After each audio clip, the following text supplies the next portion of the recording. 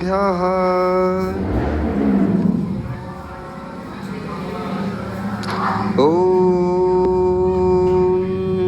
नमः सितेभ्यः।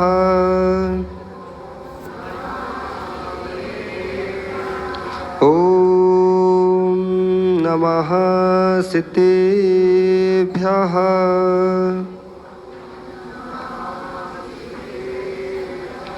जय मंगल भूताडं विमलाडं डाडदं सडमयाडं तैलोयसेराडं णमोसया सव्यसेधाडं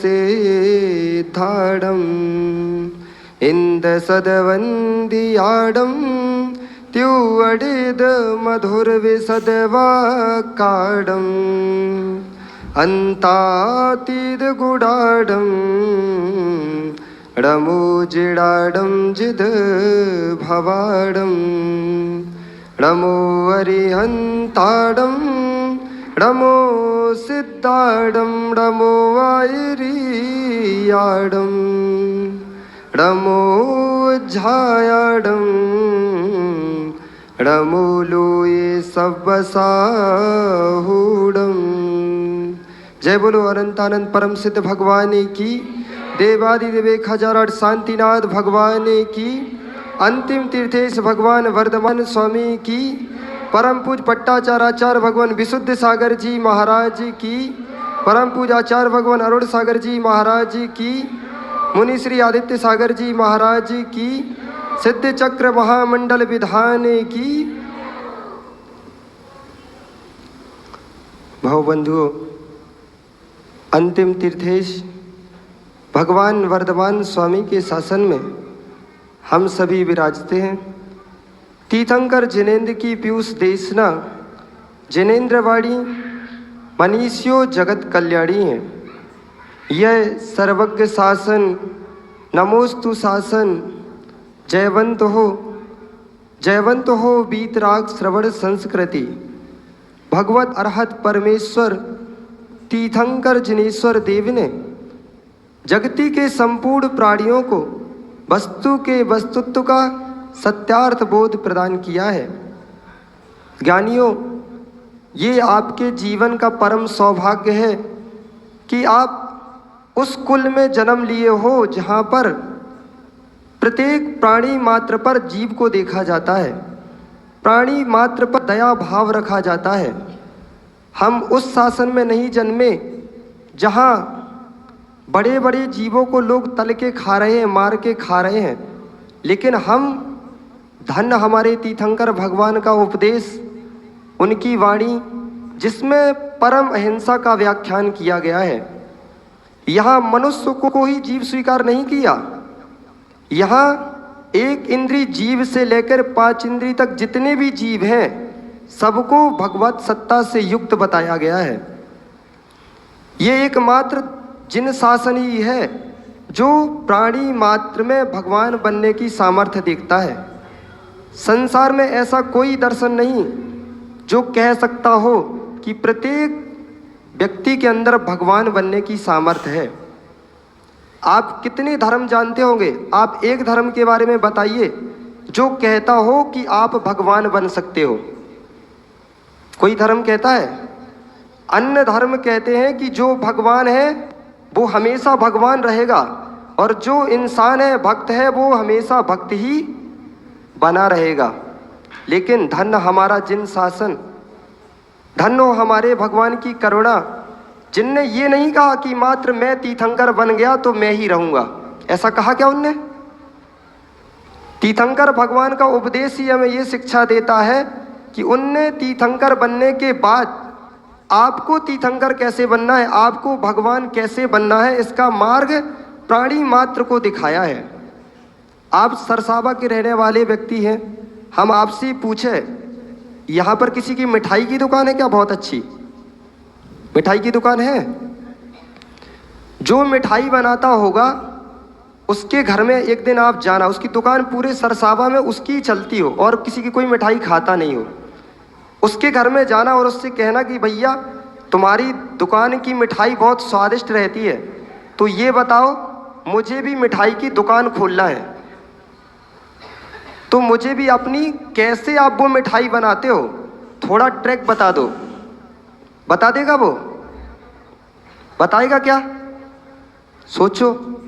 हर व्यक्ति क्या चाहता है, मैं बड़ा हूं तो सब छोटे बने रहें, वो बड़े नहीं हो जाएं, नहीं तो मेरी कीमत क्या बचेगी।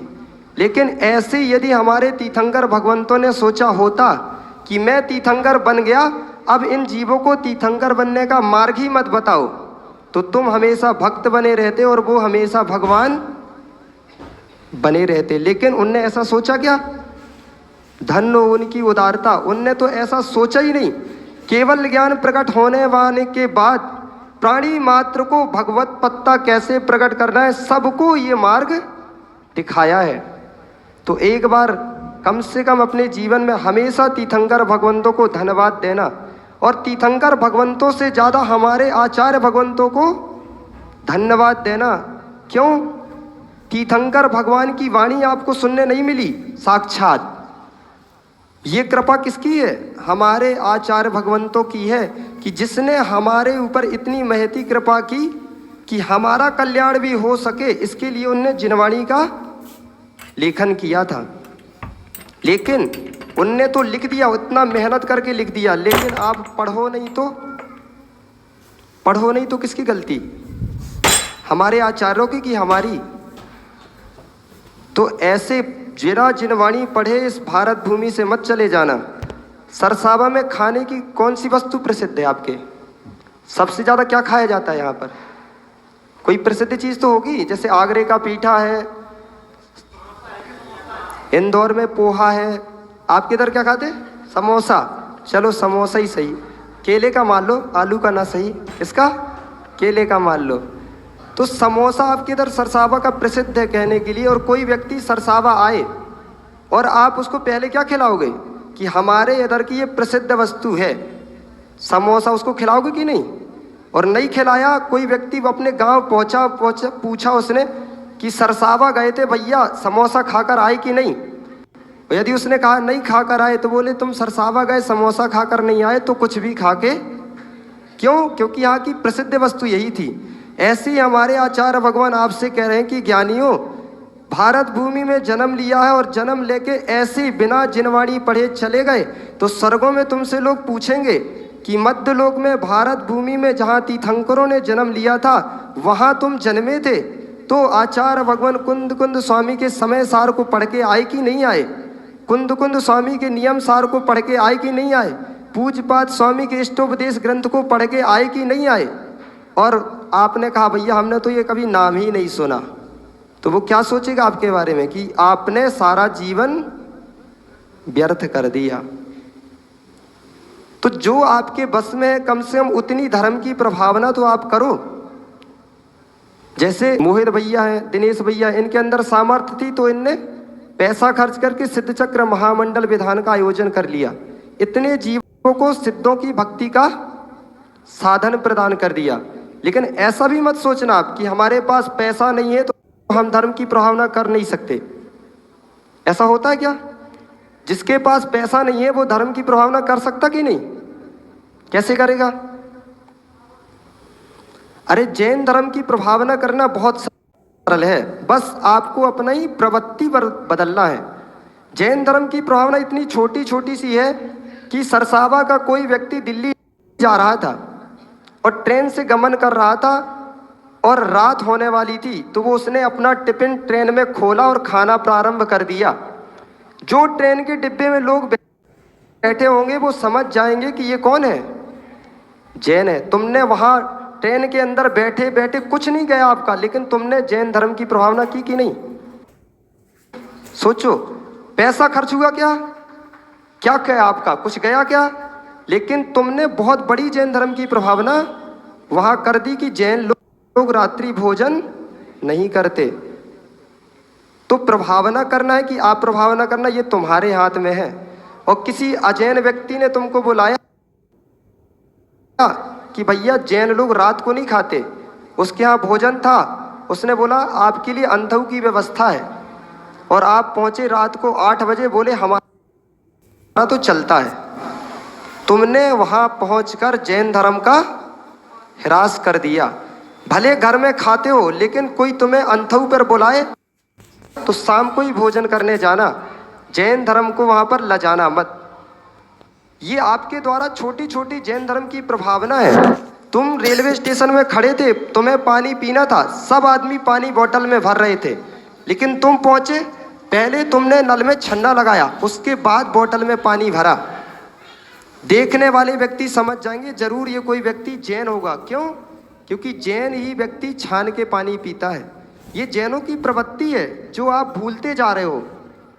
बड़ी बड़ी चीजें कर रहे हो, लेकिन छोटी चीजें भूल जाओगे तो कैसे जैन धर्म आगे बढ़ेगा? सोचो, आप मंदिर इतना बड़ा विशाल बना लिया, लेकिन नींव छोटी हो गई, नींव कमजोर हो गई, तो मंदिर कितने दिन तक चलेगा? कितने दिन चलेगा भैया? ज़्यादा दिन नहीं टिक सकता। ऐसी बड़ी बड़ी धर्म की प्रभावनाएं हो रही हैं, लेकिन छोटी छोटी जो जैन धर्म के मूल सिद्धांत थे उनको ही आप भूलते जा रहे हो, तो धर्म आगे बढ़ेगा कैसे? आपके नगर में रथ यात्रा निकल रही थी और आप लोगों को पानी पीने की व्यवस्था किए हुए थे, और बांट क्या रहे थे? क्या बांटते हो? पानी में पानी की व्यवस्था करते क्या? जब आपके इधर जुलूस निकलता है तो कौन सा पानी पिलाते हो? जलजीरे वाला। अच्छी बात है, पिलाना तो छान के पिलाना। ऐसा नहीं कि बिस्लरी की बोतल मंगा ली और आपने रख दी और पियो जिसको पीना बिस्लरी की बोतल। आपको लग रहा है हम धर्म की प्रभावना कर रहे हैं, लेकिन तुम धर्म के काम में भी आप प्रभावना का ही काम कर रहे हो, है कि नहीं? आप प्रभावना, इस ओर आपकी दृष्टि ही नहीं है। तो बस जैन धर्म हमसे यही कहता है कि जो हमारे अंदर सामर्थ्य है, हम अपने स्तर पर धर्म की प्रभावना करें। धर्म की प्रभावना से ही धर्म आगे बढ़ेगा, और धर्म ही आगे नहीं बढ़ेगा। अभी कितने वर्ष तक? पंचम काल का कितना समय निकला? अभी पंचम काल 2500 वर्ष निकले हैं मात्र। अभी कितना चल रहा है पंचम काल में धर्म? अभी 18,500 वर्ष तक इस भारत भूमि पर धर्म चल रहा है। क्यों?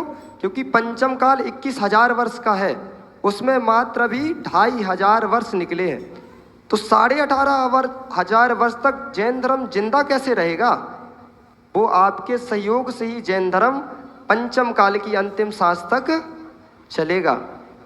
कुछ नहीं कर सको जीवन में, एक बार भावना भाना कि मैं अपने नाम की एक प्रतिमा मंदिर में विराजमान करूंगा। कहीं भी करना, जरूरी नहीं कि यहीं के मंदिर में करो, कहीं भी करो, लेकिन जीवन में अपने एक अरिहंत प्रभु की प्रतिमा मंदिर में विराजमान हमेशा करवाना।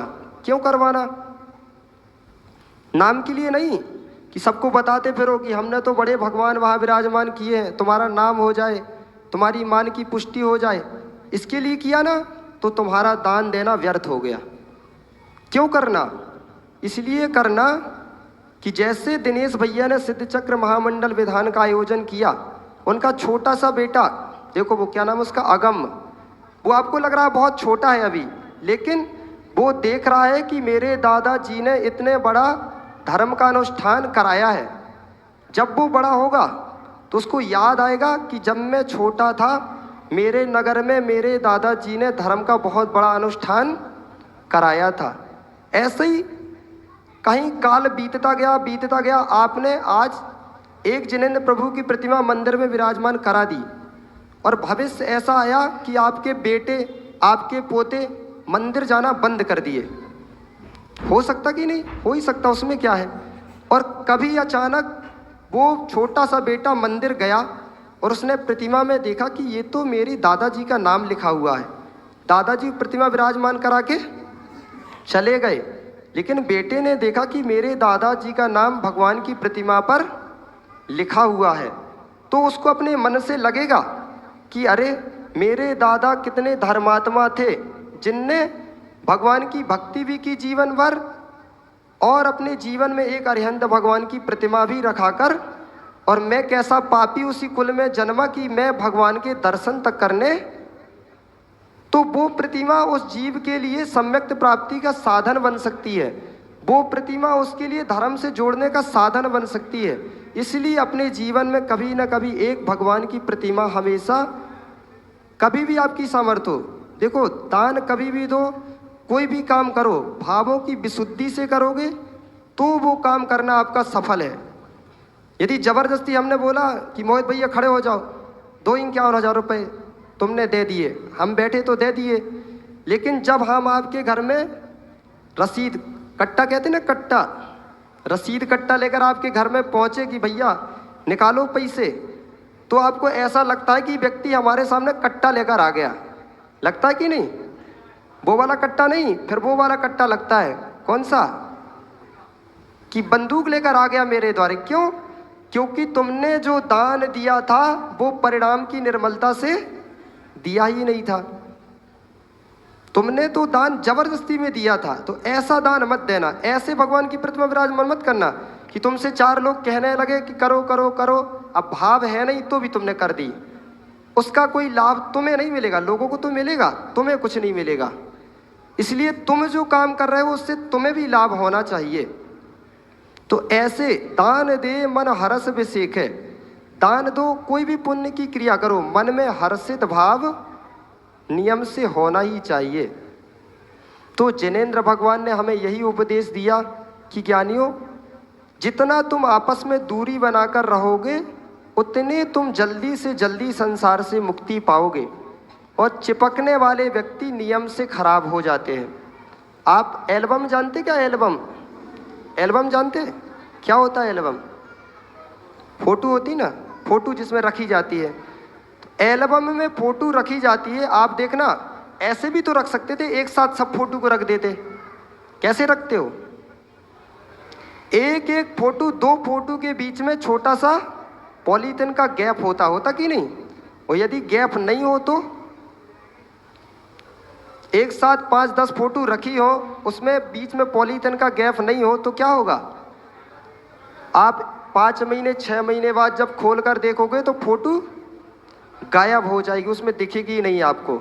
ऐसे ही अपने जीवन में जब परस्पर आपस में दूरी रखोगे सबसे, तभी तुम अपने आप में सुरक्षित रह सकते हो। जितना चिपकोगे आपस में, जितना आपस में संबंध बढ़ाते जाओगे, विश्वास मानो आप उतने खराब होते। संयोग ही विश्व में सबसे बड़ा दुख का कारण है। हमारे आचार्यों ने कहा, संयोगतो दुख मनेक भेदम यतो स्नुते जन्म बने शरीरी ततस्त्रिधासो परिवर्जिनियो इया सुना निर्वतिमात्मनि नाम।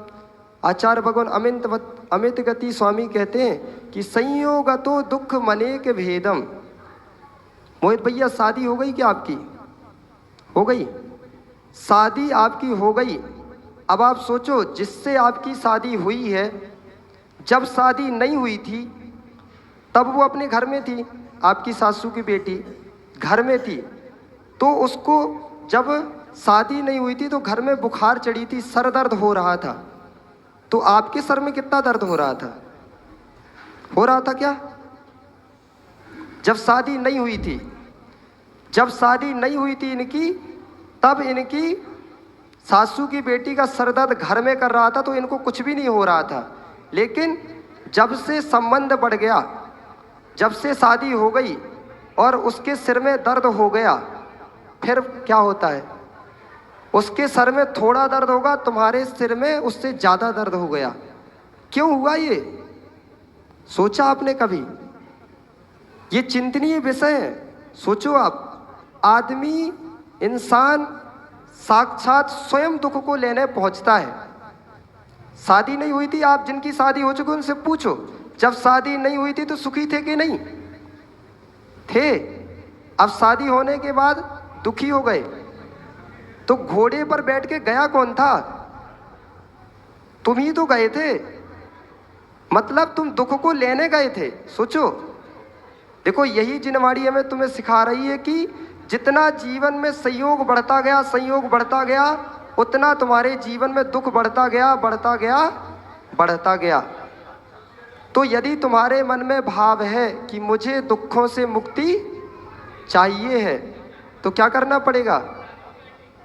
ऐसा भी नहीं है शादी नहीं करना, वो भैया कह रहे हैं शादी नहीं करना, तो भी हमारे आचार्य भगवान कहते हैं या तो त्यागी व्रती बनो या फिर शादी करो।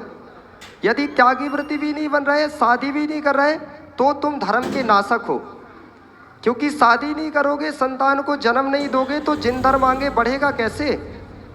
अभी परसों ही आचार्य भगवान जिन प्रवचन में कह रहे थे कि हर नगर के अध्यक्ष जी को क्या करना चाहिए। यहाँ का अध्यक्ष कौन है? अच्छा, वो अध्यक्ष दिए दादाजी। तो दादाजी आपको क्या करना चाहिए? जिन बेटों ने 3-4 संतान को जन्म दिया है ना, आपको अपने घर से तिलक की थाली लेकर उनके घर जाना चाहिए और उनका सम्मान करना चाहिए कि धन्य हो बेटा, तुमने शादी की तो जिन धर्म को कम से कम आगे बढ़ाया है। और जिनने शादी की त्याग मार्ग में तो बढ़े नहीं, शादी कर ली चलो अच्छी बात है, लेकिन शादी करने के बाद भी संतान को जन्म नहीं दिया तो आचार्य भगवान कहते हैं वो जिन धर्म के नाशक जीव हैं। कि तुमने शादी की तो सनातन धर्म को भी तो आगे बढ़ाओ।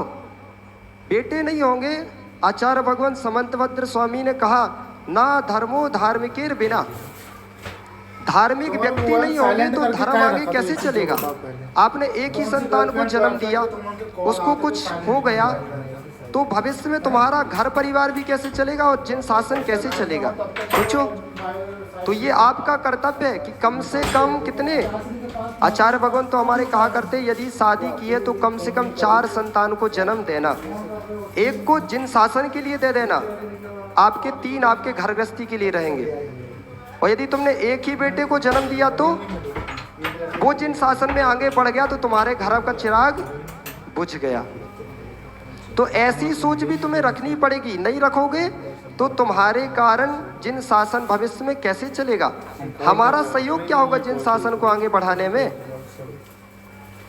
तो ऐसे ज़्यादा मत सोचना, लेकिन सोचना जरूर। ये विषय भी हमारे सोचने के हैं। यदि नहीं सोचोगे तो इतने 18 साढ़े 18 हजार वर्ष तक जिन शासन कैसे आगे बढ़ेगा। सही सब्जी लेके टमाटर। तो हमारे आचार्यों ने हमें ऐसा उपदेश दिया कि भैया जितना जीवन में तुम संयोग कम कर सको उतना संयोग कम करते जाओ। जितना संयोग कम होता जाएगा उतना तुम्हारे जीवन में सुख बढ़ता जाएगा।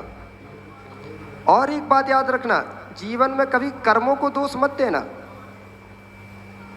विश्व में यदि सबसे ईमानदार कोई वस्तु है उसका नाम है कर्म। है क्या कर्म सबसे ईमानदार?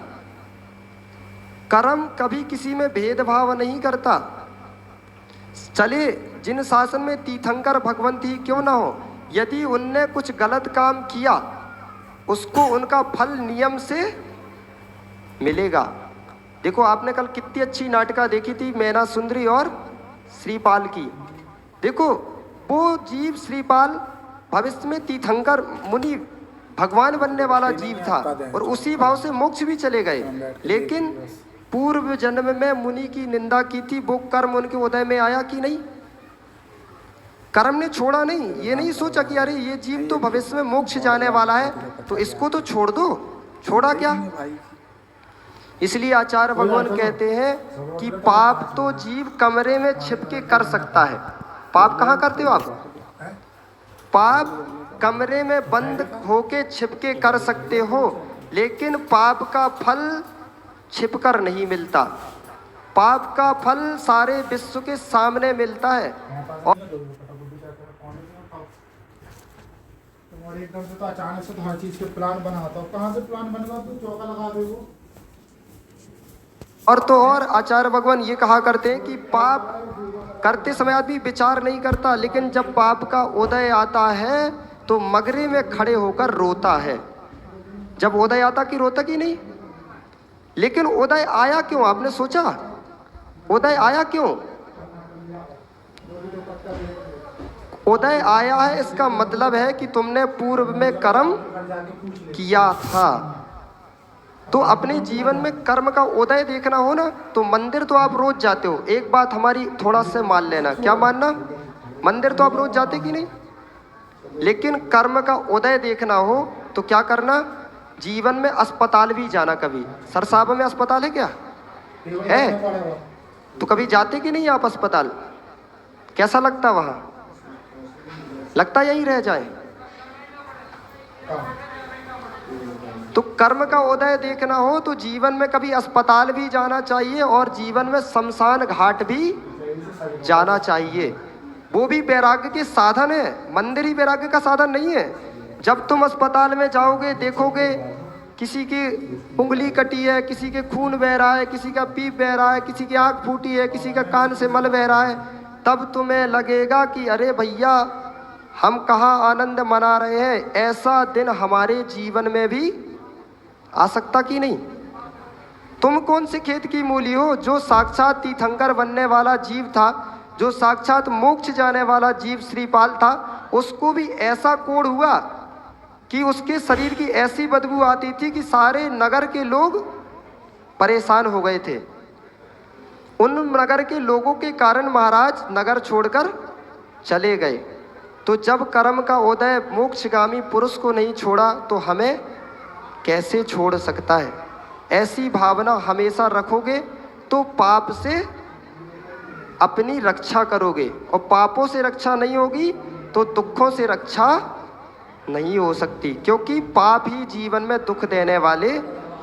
तो ये आपका कर्तव्य है कि बच्चों को बताओ कि बेटा पाप मत करो, उनको डर पैदा करो कि पाप करोगे तो भविष्य में कहाँ जाना पड़ेगा।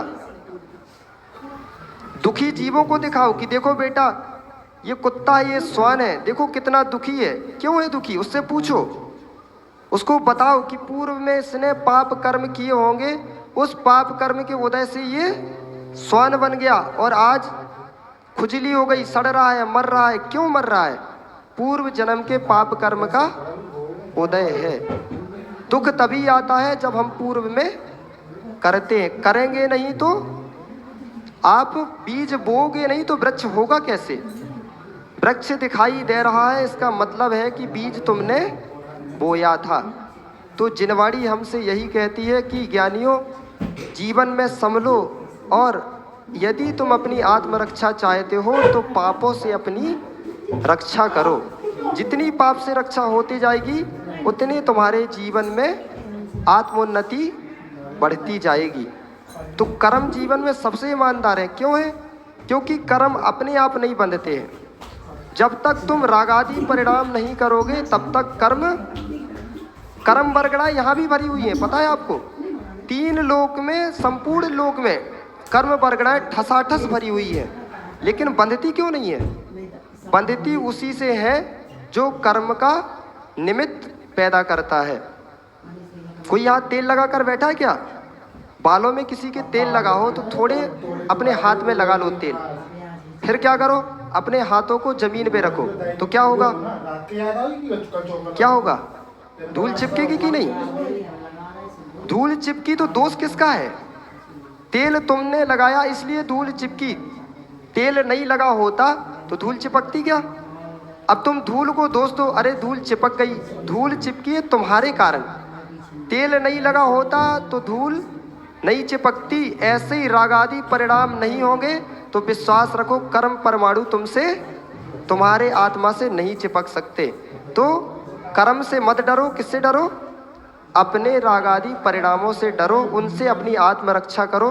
इसी से तुम्हारा आत्म कल्याण होगा। इसी मंगल भावना के साथ भगवान महावीर स्वामी की, सिद्ध चक्र महामंडल विधान की, परम पूज पट्टाचार्य आचार्य भगवान विशुद्ध सागर जी महाराज जी की, आचार्य भगवान अरुण सागर जी महाराज जी की। चलो जिनवाड़ी स्तुति कर। जावाड़ी के ज्ञान ते सूझे लोकालो, सोवाणी मस्तक नमो सदा देत हूँ धो। हे जिनवाणी भारती तो ही जपो दिन रैन, जो तेरी सरना गए सो पावे सुख चैन।